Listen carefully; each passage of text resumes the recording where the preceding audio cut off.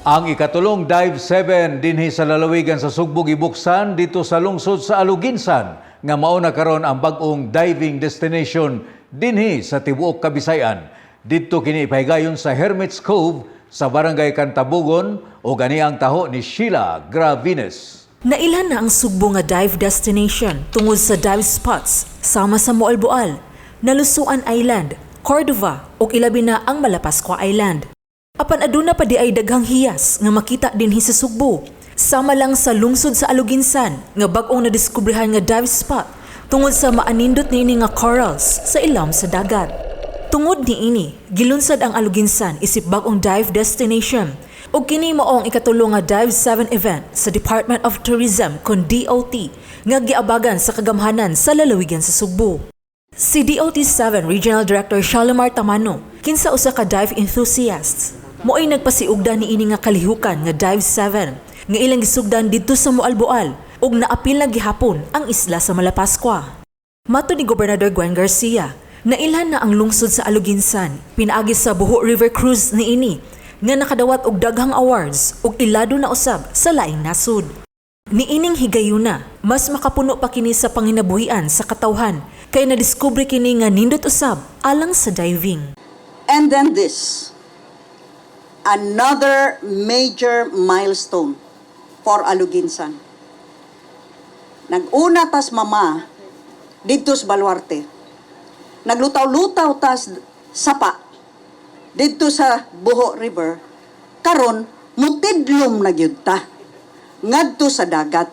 So karon dinhi sa Aluginsan ikatulong hugna na ni sa atong mga pagpaningkamot.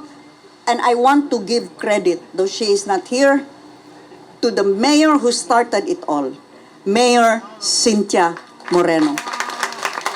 Ato na yung buhaton with the leadership of the governor, annual na ni siya. So next year, mabalik na punta, Moalboal, Malapascua, Mactan, Dere, we add more. We will make it na sort of national. Pasabot, mo hatag na tag-invitation sa mga regional offices nga pwede na sila magdag stakeholders diri nga divers.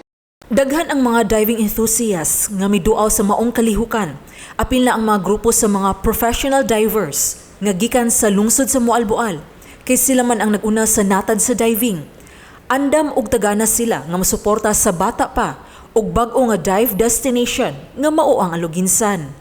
Usa na niini mao si Moalboal Mayor Paz Ruzguni, kinsa usa ka dive master ug ang iyang makauban sa dive group sa ilang lungsod.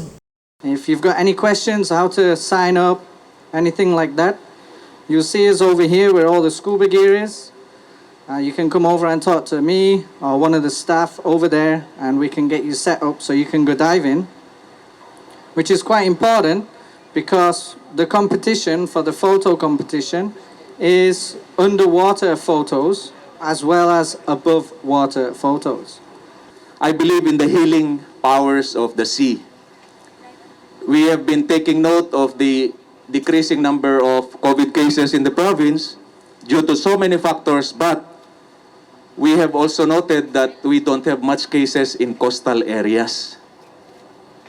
So that's why I hope that this Dive 7 event would not only awaken that awareness in the minds and hearts of the Sugboanons.